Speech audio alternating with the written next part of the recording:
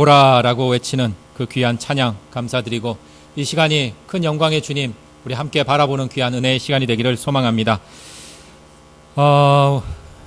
제 손에 이게 들려 있는데요. 혹시 기억나시나요? 잘 보이시나요? 딱 네 분 대답하셨네요. 1월 이제 연초에 우리 함께 나눠드렸던 성경 읽기 표입니다.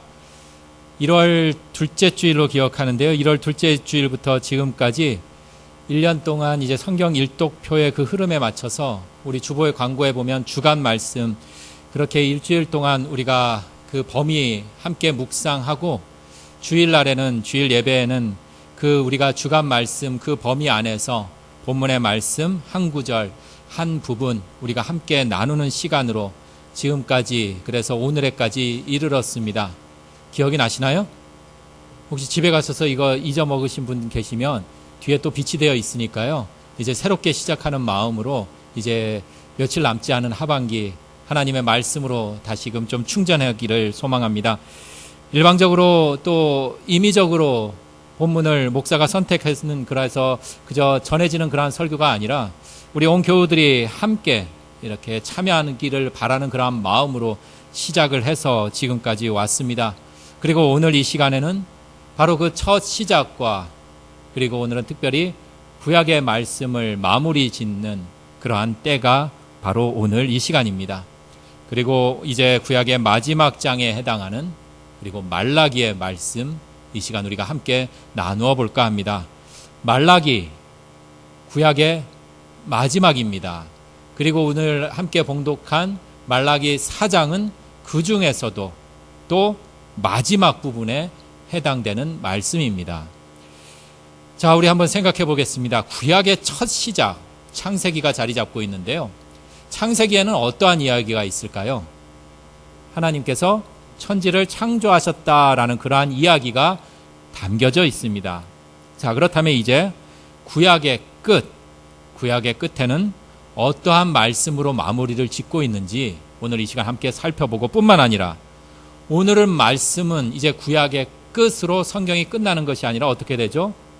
신약으로 이어가게 됩니다. 그래서 오늘 이 말라기라는 이 말씀이 구약과 그리고 신약을 연결짓는 다리 역할을 하고 있다는 점에서 또한 그 모습을 우리가 함께 살펴보도록 하겠습니다.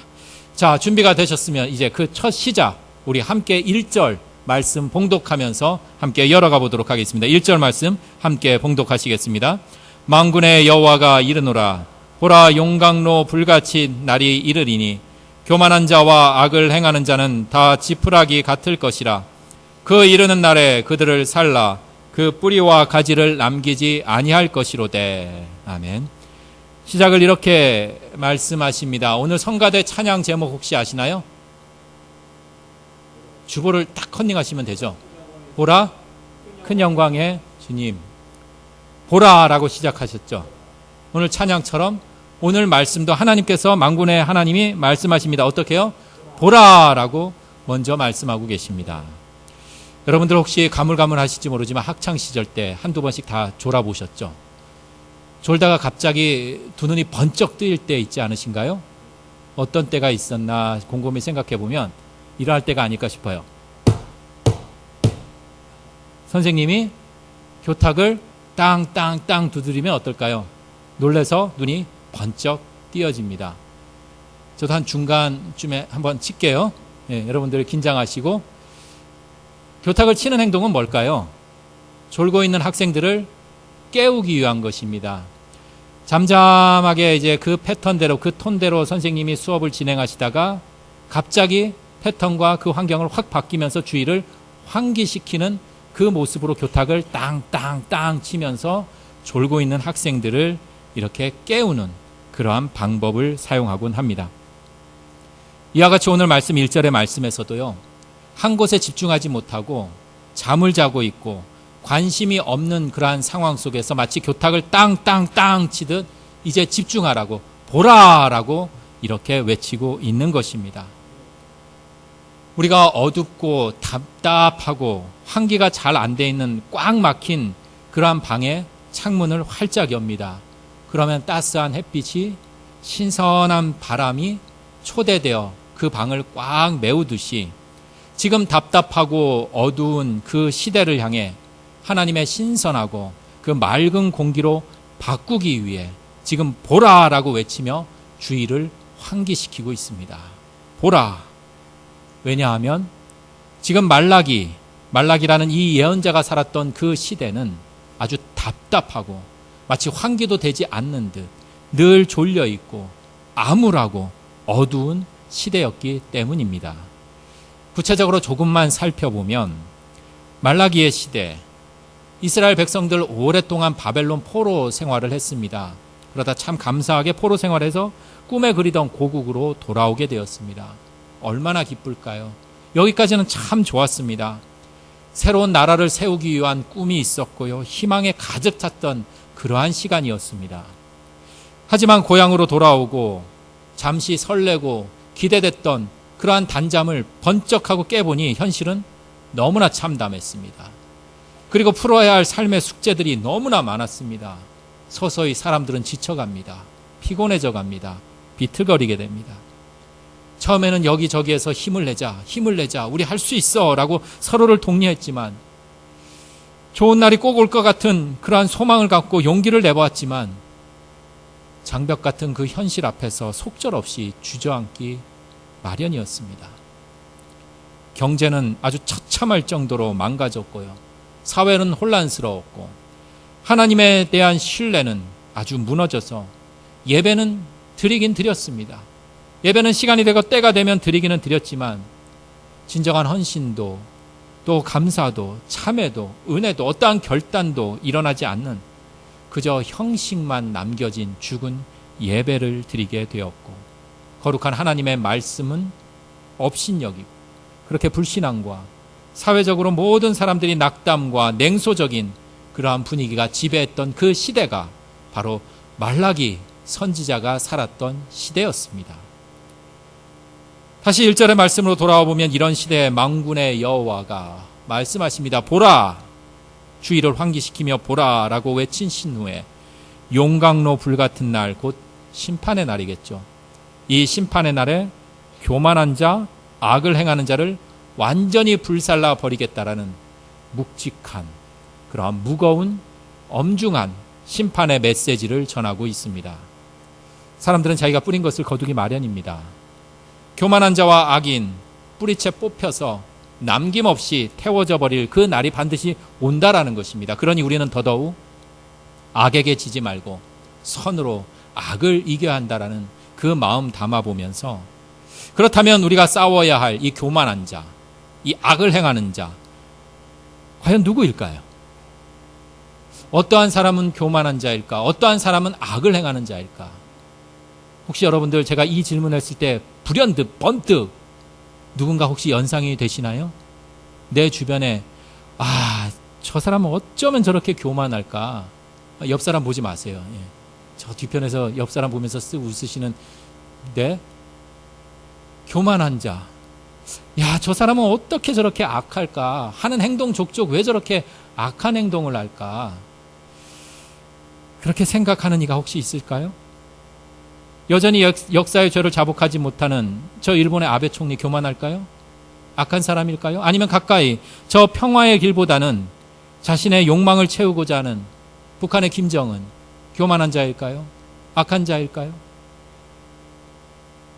나의 뜻에 반하는 사람들, 나에게 적대적인 행동을 취하는 사람들, 내가 바라보기에 그들은 교만한 자, 또 악을 행하는 자라고 우리는 그렇게 생각할 수 있을 듯 싶습니다. 제가 사진 한 장을 구해왔는데요. 교만한 자일까요? 어떻게 보시나요? 여러분들 좀 얼굴 좀 보실 수 있으신가요?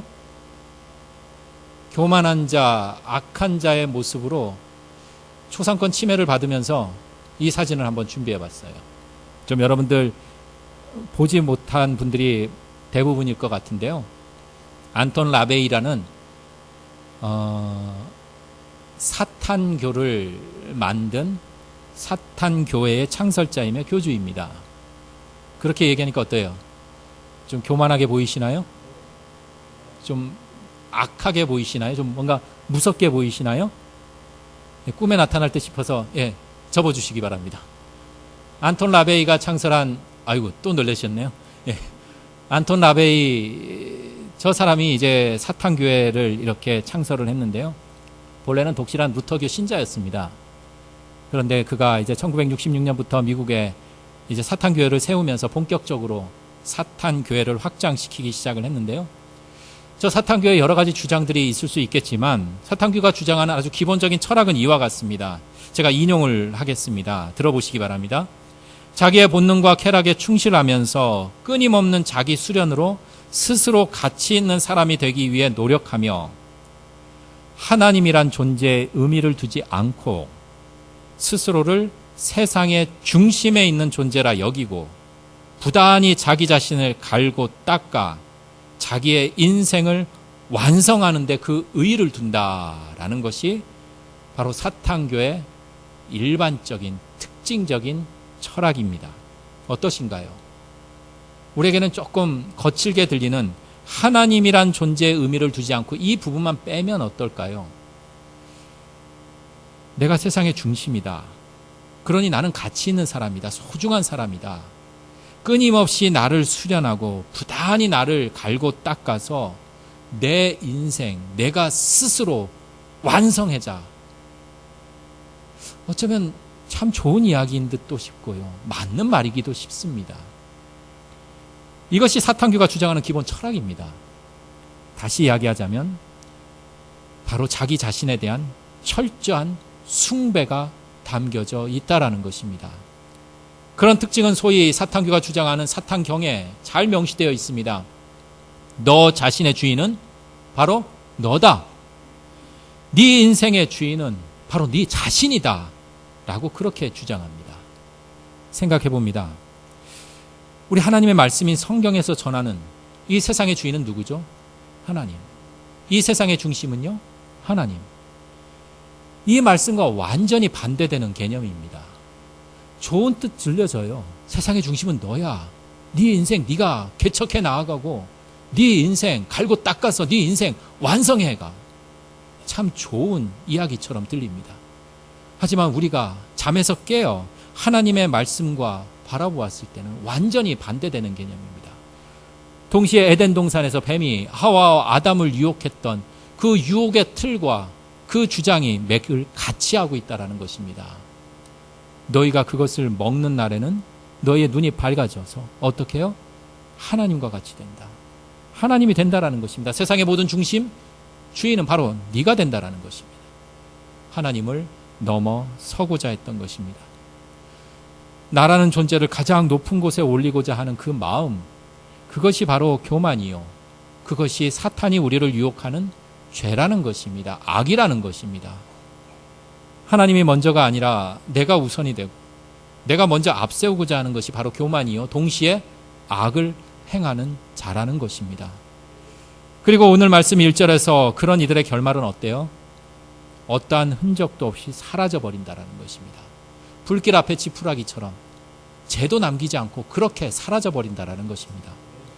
자신의 생각과 자신의 것을 하나님보다 앞세우고 최고의 자리, 가장 높은 자리에 있다라고 떵떵거리며 힘을 주며 살지라도 결국 그들의 삶의 끝은 불 앞에 지푸라기처럼 아무런 흔적도 없이 사라져 버린다라는 것입니다. 자, 이렇게 무겁고 좀 어두운 이야기에서 이어지는 말씀, 우리가 함께 한 걸음 더 나아가 보도록 하겠습니다. 이어지는 말씀은 교만한 자, 악을 행하는 자와 완전히 반대편에 서 있는 바로 내 이름을 경외하는 이들에 대해서 이렇게 소개를 하고 있습니다. 우리 2절 말씀 함께 봉독해 보겠습니다. 내 이름을 경외하는 너희에게는 공의로운 해가 떠올라서 치료하는 광선을 비추리니 너희가 나가서 외양간에서 나온 송아지같이 뛰리라. 아멘. 교만한 자, 악을 행하는 자는 정말 지푸라기, 불 앞에 지푸라기처럼 흔적도 없이 사라지지만 내 이름을 경외하는 자들에게는 어떻게 해요? 치료하는 광선이 비추어서 마치 외양간에서 나온 송아지처럼 팔딱팔딱 활기차게 그렇게 살아간다라는 것입니다. 오늘 2절 말씀 유심히 살펴보면은요, 참 병원 신방 갈 때 주로 사용하는, 많이 인용하는 그러한 말씀입니다. 치료의 광선, 치료하는 광선. 좀 궁금해서 찾아봤습니다. 이 치료하는 광선이요, 지금 영역에서 어디에서 좀 사용되는지 혹시 여러분들도 한번 제가 쭉 열거를 해볼 테니까요. 이 치료하는 광선 어떻게 사용되고 있는지 한번 확인해 보시기 바랍니다. 류마티스, 다발성 통증 질환, 악성 종양, 염증 치료, 관절염, 치과, 안과, 이비인후과, 비만해소, 피부 미용, 탈모, 각종 성인병, 알레르기 질환에 아주 효과적으로 사용되고 있습니다. 여러분들도 경험 있으세요? 허리 아프시고 무릎 아프실 때 어때요? 정형외과 가면 뭐 형광등 같은 거 이렇게 해서 빛을 쬐잖아요. 그러면서 이렇게 치료를 하곤 합니다. 그렇게 광선 치료는, 치료하는 광선은 다양한 영역에서 치료의 방법으로 사용되곤 합니다. 그래서 교회나 여타 어떤 신앙의 자리라고 하는 곳에서 이 치료하는 광선을 하면서 어때요? 특정인의 손에서 뭐가 나가요? 치료의 광선이 나갑니다. 그리고 내 눈만 바라봐, 내 눈을 보면 어때요? 치료하는 광선이 마치 레이저 빔같이 나아갑니다. 그래서 아픈 부위가 치료된다고 그렇게 선전을 하곤 합니다. 오늘 말씀에 근거해서 말입니다. 하지만 오늘 말씀 2절은 좀 아쉽지만 우리가 아는 대로 손에서 마치 장풍처럼 아니면 레이저빔처럼 눈에서 나오는, 심지어 기계에서 나오는 그러한 광선이 아니라는 것입니다. 혹시 성경책 갖고 계시는 분들, 그렇지 않으신 분들은 이제 스크린 자막을 보시면은요, 2절에 보시면 이 광선이라는 이 말씀 속에 숫자 1이 적혀 있습니다. 그리고 그 숫자 1을 향해서 밑으로 쭉 내려가면 각 주에 자그마한 글씨로 날개라고 이렇게 표시되어 있는 것을 발견하게 될 것입니다. 히브리어 성경, 우리 글에는 치료하는 광선이라고 이렇게 기록이 되어 있지만 히브리 성경, 구약의 원문에는 이 부분을 날개로 기록되어 있다라는 표시입니다. 곧 말라기에서 사용되는 치료는, 광선은 우리가 현대의학이나 뭐 과학에서 아니면 뭐 미용을 위해서 기계에서 내뿜어 나오는 그러한 어떤 특정한 광선이나 특정인의 손이나 눈에서 나가는 레이저 같은 뭐 저주파로 인한 그러한 치료하는 단편적인 모습이 아니라는 것입니다. 이 부분에 대해서 우리가 조금 더 이해의 폭을 넓게 하기 위해서 시편의 말씀 두 부분의 도움을 받으면서 우리 그 의미를 더 가까이 한번 만나보도록 하겠습니다. 시편 17편의 말씀인데요. 우리 자막 보면서 함께 봉독해 보도록 하겠습니다. 나를 눈동자같이 지켜주시고 주의 날개 그늘 아래 감추사, 9절입니다. 내 앞에서 나를 압제하는 악인들과 나의 목숨을 노리는 원수들에게서 벗어나게 하소서. 그리고 시편 91편 4절에도 이러한 말씀이 담겨져 있습니다. 함께 봉독합니다. 그가 너를 그의 깃으로 덮으시리니 내가 그의 날개 아래에 피하리로다. 그의 진실함은 방패와 손방패가 되시나니. 똑같은 말씀인 날개가 시편에는 사용을 하고 있습니다. 시편에서 전하는 날개, 바로 우리의 어려움, 아픔, 원수들의 그러한 득달거림, 그 속에서 구원해내시는 하나님의 품으로 그려지고 있다라는 것입니다. 마치 폭풍우와 비바람이 몰아치는 가운데 자기의 그 새끼를, 자신의 날개를 활짝 펴서 그 벌벌 떨고 있는 그 새끼들을 품에 품고 보호하는 그 어미새의 모습처럼 말입니다.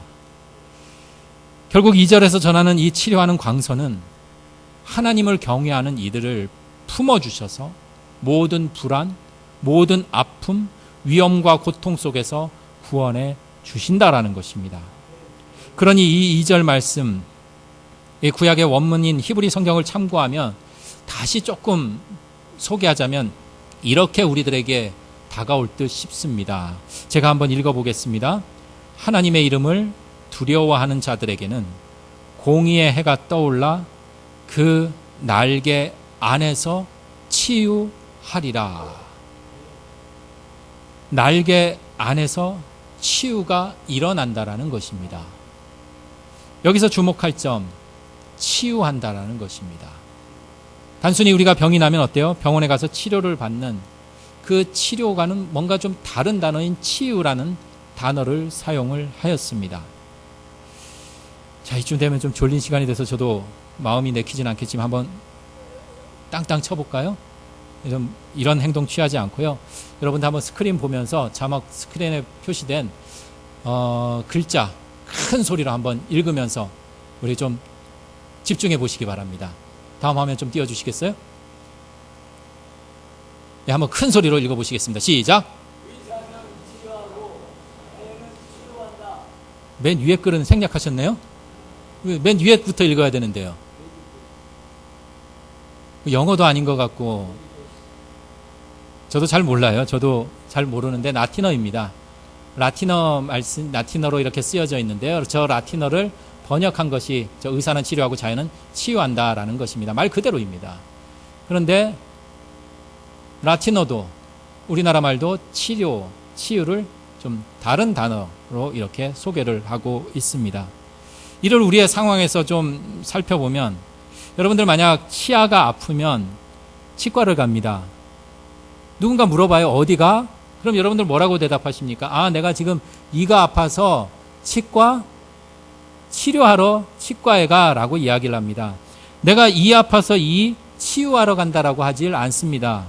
무릎 아프면 무릎 아파서 무릎 치료하러 병원에 간다라고 그러지 무릎 치유하러 간다라고 하질 않습니다.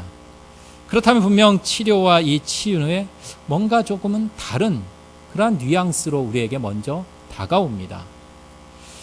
다음 화면을 보시면은요, 우리나라도 이제 이 용어를 참 많이 쓰더라고요. 뭐 정형외과, 뭐 치과, 이비인후과 이렇게 쓰질 않고 특별히 암 같은 경우는 암 치유 센터라는 이러한 용어를 많이 사용을 하더라고요. 예전에도 그 삼성 서울병원인가요? 거기에서도 이제 암치유센터가 이렇게 새로 이렇게 개설되었다라는 그러한 이야기를 들은 적도 있는데요. 말 그대로 암치유센터는 암을 치료하는 것으로만 끝나는 것이 아니라 암 예방에서부터 또 암 치료 그리고 이후에 재활까지 모든 과정을 제공하는 그런 암 통합 뭐 전인적인 암 통합 전문 케어 센터라는 것입니다. 암 치유 센터. 그냥 단순히 치료가 아니라 어때요? 포괄적인 그러한 케어를 제공하겠다라는 것입니다. 그러니 암 환자뿐만 아니라 어디에까지 확대되냐면 그들의 삶, 나아가선 그 가족들에게까지 이렇게 확대가 되고 포함이 된다라는 것입니다. 결국 저 단어인 치유라는 이 단어 속에는 단순히 아픈 부위인 질병의 치료만 하는 것이 아니라 어때요? 이 치료를 넘어서요. 그리고 삶의 전반적인 모든 부분의 회복을 말하는 것으로 이해할 수 있을 듯 싶습니다. 아픈 부위의 질병만 보는 것이 아니라 그 사람 전체 그리고 그 주변 모두를 보는 것이 바로 치유라는 그러한 개념에 가깝다라는 것입니다. 그러니 질병의 치료는 어떨까요? 우리가 어디가 아파요. 무릎이 아파요. 허리가 아파요. 그럼 어때요? 무릎 치료 잘하는데 허리 치료 잘하는데 찾아가면 됩니다. 아주 탁월한 능력이 있는 의료진을 찾아가고요. 아주 고가의 아주 좋은 장비가 있는 그곳을 찾아가면 됩니다. 그렇게 질병의 치료는 기술과 실력이 있으면 됩니다. 그렇지만 우리의 모든 삶을 다루는 이 치유라는 것은 단순히 질병과 아픔만이 아니라 그 사람의 전부 그리고 그 주변까지 보아야 하기 때문에 단순히 기술과 실력을 넘어서는 또 다른 무언가가 필요하다라는 것입니다. 기술과 실력도 있어야 되겠고요. 그 사람 전체를 바라야 되고 또 그 사람 삶 전체를 또 책임져야 하니 포기하지 않고 변하지 않는 그 사람에 대한 그 삶에 대한 정성과 사랑의 마음이 담겨 있어야 한다라는 것입니다. 자, 그렇다면 우리의 전체를 볼 줄 아는 사람은 누구일까요? 우리의 전체를 볼 줄 아는 이는 과연 누구일까요? 아주 탁월하다는 사람? 의사? 뭐 손에서 뭐 장풍이 나가듯 레이저 빔이 나가는 그런 탁월한 치료자? 그러한 이들이 아니라 궁극적으로 우리의 모든 전체를 볼 줄 아시고 우리의 삶을 볼 줄 아시는, 우리를 향한 정성과 사랑이 듬뿍 담겨 있는, 우리를 만드시고 돌보시는 바로 하나님이시라는 것입니다. 이렇게 고백해 봅니다. 치료하는 광선은 결국 하나님의 날개로 하나님을 경외하는 이들을 품어주셔서 모든 상처, 아픔, 고통을 어루만져 주시고 그저 단편적으로 1차원적으로 아픈 부위나 상처 난 곳만 치료하는 것이 아니라 우리들의 온 삶을 보살피고 구원하여 주신다라는 것입니다. 우리가 지금은 건강하다고 뭐 별로 그렇게 크게 아픈 데 없다라고 별 문제 없다라고 자신 있게 말할 수 있는 사람도 있을지 모르지만 우리는 어느 누구나 예외 없이 불치의 병을 앓고 있습니다. 누구도 고치지 못하는 그 불치의 병, 바로 죽음이라는, 죽을 수밖에 없는 그 병을 앓고 있는 우리를 하나님의 품속에 품으셔서 우리를 죽음이라는 그 불치의 병에서 구원해 주신다라는 것입니다. 이것이 은혜입니다. 이것이 복이에요. 그리고 마침내 우리를 살리시는 그 회복과 치유의 그 길은 오늘 구약 말라기의 말씀으로 끝나버리고 맞춰지는 것이 아니라 그 다음 신약으로 이어지며 신약의 말씀을 열며 마태복음의 예수 그리스도의 탄생으로 이어집니다. 뒤틀리고 왜곡되고 또 변질된, 그래서 죽을 수밖에 없는 불치의 병을 앓고 있는 우리를 위해 이 땅에 오신 예수 그리스도를 전하고 있다는 것입니다. 그러니 우리는 바로 이 예수 그리스도야말로 우리의 온 삶, 우리의 주변을, 우리의 생명을 온전히 회복시키는 바로 하나님이시요 우리의 구원자 되심을 증언하고 고백하게 되는 것입니다. 이제 우리의 결단과 응답을 기다립니다. 비록 우리네 삶에 거친 바람과 폭풍우가 몰아친다 할지라도, 그래서 그 거친 바람으로 내 마음에, 내 영혼에, 내 삶에 아픔과 또 생채기가 날지라도 하나님의 그 치유의 날개 안에서 우리는 온전한 회복이 되어 온전한 구원의 삶을 살아가 마침내 하나님과 함께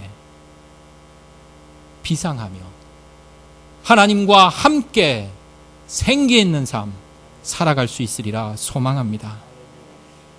우리 이 소망, 이 결단, 이 고백 우리가 함께하며 이렇게 찬양으로 우리 고백해보는 것은 어떨까 싶습니다. 이 시간 함께 찬양으로 우리의 마음 고백해보도록 하겠습니다. 주 품에 품으소서, 능력의 팔로 덮으소서. 이 시간 함께 찬양하시며 주님과 함께 비상하는 우리들의 삶이 되기를 소망합니다.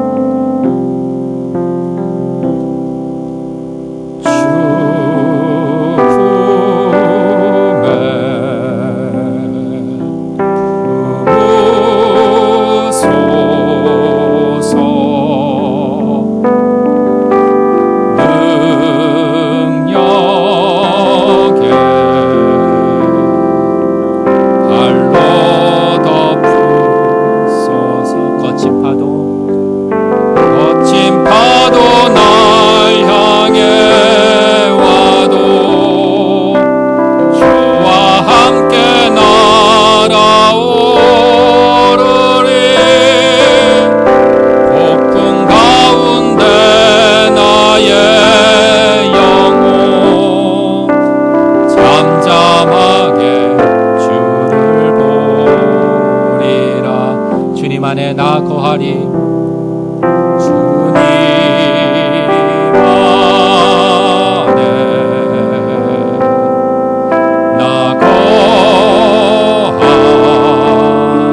주 능력 나 잠잠히 믿네. 주 능력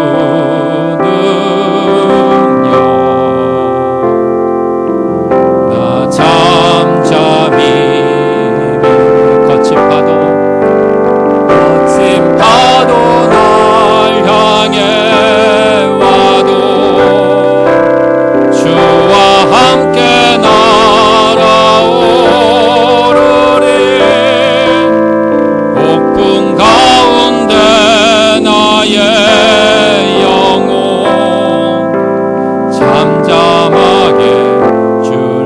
안고 다시 한번 고백합니다. 거친 파도 날 향해 와도 거친 파도 나 주와 함께 날아오르리. 주와 함께 날아 폭풍 가운데 나의 영혼, 폭풍 가운데 나의 잠잠하게 주를 보리라. 잠잠하게 주를 보리라. 아멘. 기도하시겠습니다. 주님, 우리는 치료받기 위해 여행을 가기도 하고 쉬기도 하고 병원을 찾기도 하고 요새는 유행한다라는 요가도 해보곤 이곳저곳 찾아다니기 분주합니다. 그러다 참 감사하게 치료가 되었다가도 또 금세 약해져서 도지고 우울해지고 마음이 아파오곤 합니다. 그렇게 재충전을 위한다고 하지만 여전히 금세 또 방전이 되어버리고 그런 마치 다람쥐 쳇바퀴 돌듯 그러다 지쳐 쓰러지곤 합니다. 주님, 세상을, 다른 무언가를, 나를 앞세우는 교만한 자, 악한 자가 되어 최고의 자리, 평안의 자리, 안정된 자리에 올랐다고 안심하고 힘주며 살아가다 결국 지쳐 쓰러져 심판의 멸망 속에 흔적도 없이 사라져버리는 그러한 인생 살아가지 않도록 주여 붙들어 주시옵소서. 하나님 그 치유의 날개 안에 거하며 우리를 최고의 자리에서 가장 안전한 인도하심으로 우리의 삶에 이러한저러한 아픔과 상처 치유되어 주님의 그 품 안에서 온전한 구원을 맛보며 우리 하나님과 함께 비상할 수 있는 우리들의 삶 될 수 있도록 주님 붙들어 주시옵소서. 세상에 거칠고 험한 비바람 몰아친다 할지라도 늘 안전히 우리를 품어주시는 하나님의 그 귀한 품 안에서 힘을 얻고 치유받아 하나님과 함께 훨훨 날아오르는 참 활기찬 하나님의 백성의 삶 살아가기를 두 손 모아 기도드립니다. 하나님 앞세우고 하나님 중심으로 살아갈 때 우리의 삶이 마침내 처음부터 마지막까지 온전케 됨을 믿으며 우리들의 구원자 되신 살아계신 예수 그리스도 이름으로 기도드립니다. 아멘.